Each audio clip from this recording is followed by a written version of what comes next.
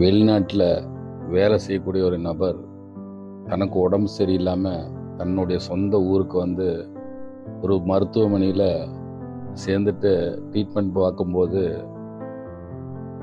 Doctor சொன்னார், நீ அதிகமாக தண்ணி குடிக்கக்கூடாது. அப்படி அதிகமாக தண்ணி குடிச்சிட்டேன்னா உடல்நலம் ரொம்ப மோசமாக போயிடும், உயிருக்கு ஆபத்து வந்துடும் டாக்டர் சொல்கிறார். அதுக்கப்புறம் கொஞ்ச நாள் போனோடனே டாக்டருடைய கையை பிடிச்சி, டாக்டர் எனக்கு தாகம் தீர தண்ணி குடிக்கணும், அடுத்தவங்க அந்த தண்ணி குடிக்கும்போது எனக்கு ரொம்ப ஆசையாக இருக்கும் அப்படின்னு சொல்கிறார். அழுவுறார், தண்ணி குடிக்கணும்னு சொல்லிட்டு அழுவுறார். அப்போது இவருக்கு 1000 கனவுகள் இருக்குது.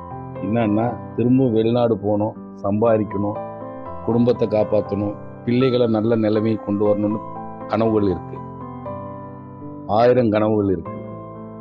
இப்போ இவருடைய ஒரே கனவு என்னன்னா, உடல்நலம் சரியாகி திரும்பவும் நம்ம உயிர் வாழணுன்ற ஒரே கனவு தான். இந்த 1000 கனவுகள் மறைஞ்சு போச்சு. நம்மளுக்கு உடல்நலம் சரியில்லை, படுத்த படுக்கை ஆகிட்டோன்னா நம்மளோட பிரச்சனையெல்லாம் நம்மளுக்கு கண்ணுக்கு தெரியாது.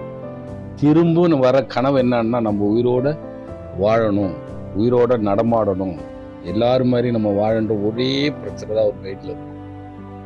இதாங்க வாழ்க்கை.